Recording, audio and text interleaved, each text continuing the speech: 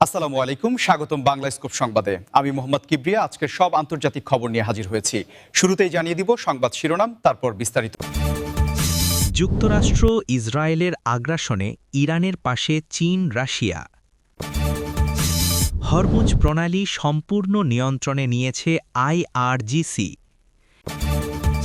ইরানে হামলায় ৫০,০০০-এর বেশি মার্কিন সেনা অংশ নিচ্ছে যুক্তরাষ্ট্র। মার্কিন ইসরায়েলি হামলায় ইরানেই প্রাণহানি ৮০০ ছুঁই।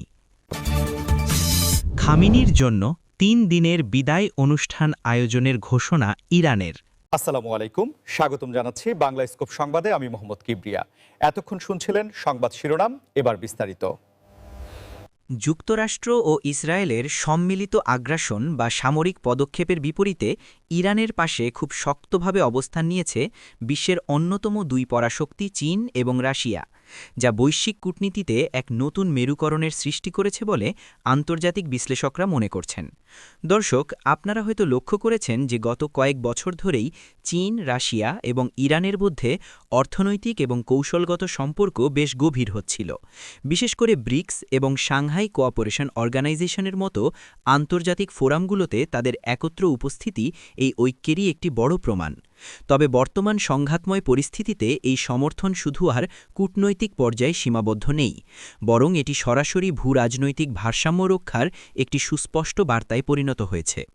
রাশিয়ার দিক থেকে যদি আমরা দেখি, মস্কো বরাবরই মধ্যপ্রাচ্যে মার্কিন প্রভাব ক্ষুণ্ণ করতে চেয়েছে এবং সিরিয়া যুদ্ধেও আমরা রাশিয়া ও ইরানকে একসঙ্গে কাজ করতে দেখেছি। আর বর্তমান প্রেক্ষাপটে মস্কো থেকে সরাসরি সতর্কবার্তা দেওয়া হয়েছে যে ইরানের ওপর যে কোনো বড় ধরনের সামরিক আঘাত পুরো অঞ্চলে এমন এক অস্থিতিশীলতা তৈরি করবে যার প্রভাব শুধু মধ্যপ্রাচ্যেই নয়, বরং সারা বিশ্বে পড়বে। অন্যদিকে চীনের অবস্থান মূলত অর্থনৈতিক এবং কৌশলগত। বেইজিংয়ের সাথে তেহরানের ২৫ বছর মেয়াদী একটি বিশাল কৌশলগত চুক্তি রয়েছে এবং চীন তার জ্বালানি নিরাপত্তার জন্য ইরানের তেলের ওপর ব্যাপকভাবে নির্ভরশীল। তাই ইরান যদি মার্কিন ইসরায়েলি আক্রমণের কারণে অস্থিতিশীল হয়ে পড়ে, তবে চীনের বেল্ট অ্যান্ড রোড ইনিশিয়েটিভ বা BRI প্রকল্প এবং তাদের সার্বিক অর্থনীতি বিশাল ঝুঁকির মুখে পড়বে। বিশ্লেষকদের মতে বেইজিং এবং মস্কো খুব ভালো করেই জানে যে যদি এই অঞ্চলে যুক্তরাষ্ট্র এবং ইসরায়েল তাদের একক আধিপত্য প্রতিষ্ঠা করতে সক্ষম হয়, তবে তা দীর্ঘমেয়াদে এশিয়া এবং পূর্ব ইউরোপের ভূরাজনীতিতেও তাদের জন্য বড় ধরনের হুমকি তৈরি করবে। হরমুজ প্রণালী এখন পুরোপুরি ইসলামিক রেভলিউশনারি গার্ড কর্পস বা আইআরজিসি এর সম্পূর্ণ নিয়ন্ত্রণে রয়েছে বলে যে খবরটি বিশ্ব গণমাধ্যমে আলোড়ন সৃষ্টি করেছে, তা বৈশ্বিক জ্বালানি বাজার এবং আন্তর্জাতিক বাণিজ্যের জন্য এক অশনি সংকেত হিসেবে দেখা হচ্ছে। দর্শক, হরমুজ প্রণালীর গুরুত্ব হয়তো অনেকেই জানেন, তারপরেও একটু সহজ করে বলি।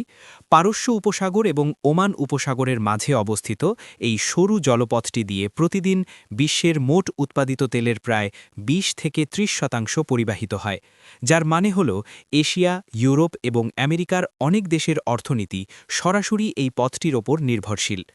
এখন আইআরজিসি যদি এই পথটির সম্পূর্ণ নিয়ন্ত্রণ নিজেদের হাতে নিয়ে নেয় এবং তাদের কৌশলগত স্বার্থে যে কোনো বাণিজ্যিক বা তেলবাহী জাহাজ চলাচলে বিধিনিষেধ আরোপ করে, তবে বিশ্ববাজারে তেলের দাম রাতারাতি আকাশছোঁয়া হয়ে যেতে পারে, যা বর্তমান বৈশ্বিক মূল্যস্ফীতির এই কঠিন সময়ে সাধারণ মানুষের জীবনযাত্রার ব্যয়কে আরও ভয়াবহভাবে বাড়িয়ে তুলবে। ইরান দীর্ঘদিন ধরেই প্রচ্ছন্নভাবে এই হুমকি দিয়ে আসছিল যে যদি তাদের তেল রপ্তানি করতে বাধা দেওয়া হয় বা তাদের উপর সামরিক আক্রমণ চালানো হয়, তবে তারা এই প্রণালী বন্ধ করে দেবে। আর এখন এই সম্পূর্ণ নিয়ন্ত্রণের ঘোষণা সেই হুমকিরই একটি বাস্তব রূপ বলে মনে করছেন সামরিক বিশেষজ্ঞরা। এর ফলে ওই অঞ্চলে অবস্থানরত মার্কিন নৌবাহিনীর পঞ্চম বহর এবং অন্যান্য পশ্চিমা মিত্রদের সাথে আইআরজিসির নৌশাখার সরাসরি সংঘাতের একটি বিশাল সম্ভাবনা তৈরি হয়েছে, কারণ যুক্তরাষ্ট্র এবং তার মিত্ররা বারবার ঘোষণা করেছে যে তারা আন্তর্জাতিক জলপথে চলাচলের স্বাধীনতা বা ফ্রিডম অফ ন্যাভিগেশন যে কোনো মূল্যে বজায় রাখবে। যুক্তরাষ্ট্রের তরফ থেকে এমন একটি চমকপ্রদ এবং উদ্বেগজনক তথ্য প্রকাশ করা হয়েছে, যেখানে বলা হচ্ছে ইরানের সম্ভাব্য হামলায় বা সামরিক কার্যক্রমে ৫০,০০০-এর বেশি মার্কিন সেনা অংশ নিচ্ছে, যা সাম্প্রতিক দশকের মধ্যে মধ্যপ্রাচ্যে যুক্তরাষ্ট্রের অন্যতম বৃহত্তম সামরিক সমাবেশের ইঙ্গিত দেয় এবং পুরো অঞ্চলের নিরাপত্তা ব্যবস্থাকে এক অভূতপূর্ব চ্যালেঞ্জের মুখে ফেলে দিয়েছে। দর্শক, একটু পেছনের দিকে তাকালে আমরা দেখতে পাব উপসাগরীয় যুদ্ধ বা ইরাক যুদ্ধের পর এত বিশাল সংখ্যক সেনা মোতায়েনের ঘটনা খুব একটা দেখা যায়নি। আর এই বিপুল সংখ্যক সেনার উপস্থিতি শুধু একটি সাধারণ সামরিক মহড়া বা সতর্কতামূলক অবস্থান নয়, বরং এটি একটি সুপরিকল্পিত এবং সর্বাত্মক সামরিক প্রস্তুতির অংশ। এই ৫০,০০০ সেনার মধ্যে শুধু পদাতিক বাহিনীই নয়, বরং নৌবাহিনীর স্ট্রাইক গ্রুপ, বিমান বাহিনীর অত্যাধুনিক fighter jet squadron, logistic support team এবং সাইবার ওয়ারফেয়ার বিশেষজ্ঞরা অন্তর্ভুক্ত রয়েছেন, যারা কাতার, বাহরাইন, সংযুক্ত আরব আমিরাত সহ মধ্যপ্রাচ্যের বিভিন্ন মার্কিন ঘাঁটিতে অবস্থান নিয়েছেন।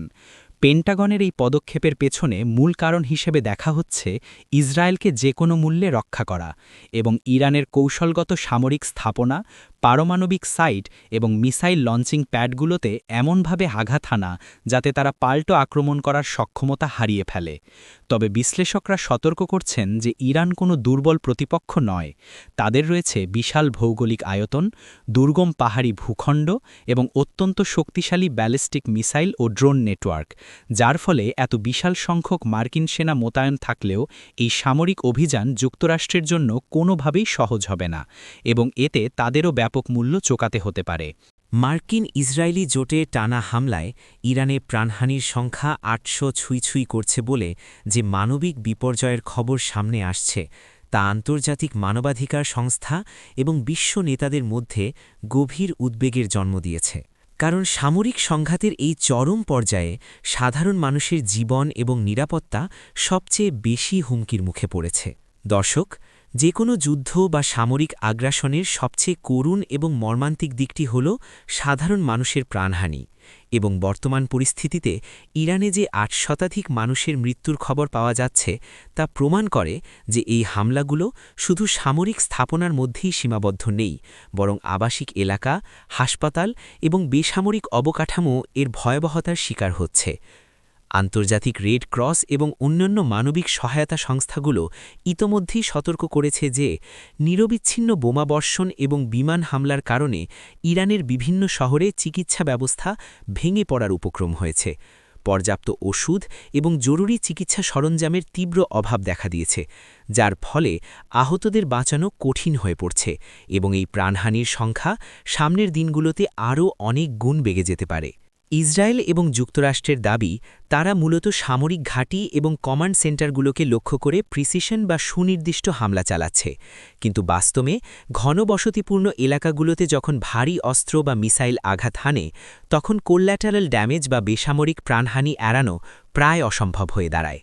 এই বিপুল সংখ্যক মানুষের মৃত্যু শুধু একটি পরিসংখ্যান নয়, বরং এর পেছনে রয়েছে হাজারো পরিবারের ধ্বংস হয়ে যাওয়ার গল্প, স্বজন হারানোর কান্না এবং এক অমানবিক ট্রমা যা পুরো একটি প্রজন্মকে মানসিকভাবে বিপর্যস্ত করে তুলবে। ইরানের সর্বোচ্চ ধর্মীয় ও রাজনৈতিক নেতা আয়াতুল্লাহ আলী খামেনির জন্য ৩ দিনের রাষ্ট্রীয় বিদায় অনুষ্ঠান বা শোক পালনের যে ঘোষণা ইরান সরকার দিয়েছে, তা শুধু দেশটির অভ্যন্তরীণ রাজনীতির জন্যই নয়, বরং সমগ্র মধ্যপ্রাচ্যের ভূ-রাজনীতির জন্যই একটি যুগের অবসান এবং এক বিশাল পালা বদলের ইঙ্গিত বহন করছে। দর্শক, খামেনি প্রায় ৩ দশকেরও বেশি সময় ধরে ইরানের শাসন ক্ষমতায় অধিষ্ঠিত ছিলেন, এবং এই দীর্ঘ সময়ে তিনি শুধু একজন ধর্মীয় নেতাই ছিলেন না, বরং তিনি ছিলেন ইরানের পররাষ্ট্রনীতি, পারমাণবিক কর্মসূচি এবং সামরিক কৌশল নির্ধারণের চূড়ান্ত কর্তৃপক্ষ। তার এই বিদায়ের কারণে ইরানে যে ৩ দিনের জাতীয় শোক ঘোষণা করা হয়েছে, তা মূলত দেশব্যাপী বিশাল জনসমাগম, ধর্মীয় আচার এবং রাষ্ট্রীয় সম্মানের মাধ্যমে তার প্রতি শ্রদ্ধা নিবেদনের একটি বিরাট আয়োজন, যেখানে রাজধানী তেহরান সহ দেশের প্রতিটি বড় শহরে লক্ষ লক্ষ মানুষের ঢল নামবে বলে আশা করা হচ্ছে। এই অনুষ্ঠানগুলো পরিচালনার জন্য এবং নিরাপত্তার খাতিরে আইআরজিসি এবং অন্যান্য নিরাপত্তা বাহিনীকে সর্বোচ্চ সতর্ক অবস্থায় রাখা হয়েছে, কারণ একই সাথে দেশের উপর বাইরের হামলার হুমকি এবং অভ্যন্তরীণভাবে ক্ষমতার পালাবদলের এই সংবেদনশীল সময়ে যে কোনো ধরনের অস্থিতিশীলতা রোধ করা সরকারের জন্য সবচেয়ে বড় চ্যালেঞ্জ। আন্তর্জাতিক সম্প্রদায়ের নজর এখন পুরোপুরি ইরানের দিকে, কারণ সবার মনে একটাই প্রশ্ন, খামেনির পর কে হবেন ইরানের পরবর্তী সর্বোচ্চ নেতা। ইরানের সংবিধান অনুযায়ী অ্যাসেম্বলি অফ এক্সপার্টস বা বিশেষজ্ঞদের একটি পর্ষদ নতুন নেতা নির্বাচন করবে। তবে এই নির্বাচন প্রক্রিয়াটি দেশের অভ্যন্তরীণ রাজনীতিতে রক্ষণশীল এবং সংস্কারপন্থীদের মধ্যে ক্ষমতার একটি বড় ধরনের প্রভাব বিস্তারের লড়াই তৈরি করতে পারে। তার এই বিদায় এমন এক সময়ে ঘটল যখন ইরান আন্তর্জাতিক অঙ্গনে প্রবল চাপের মুখে রয়েছে।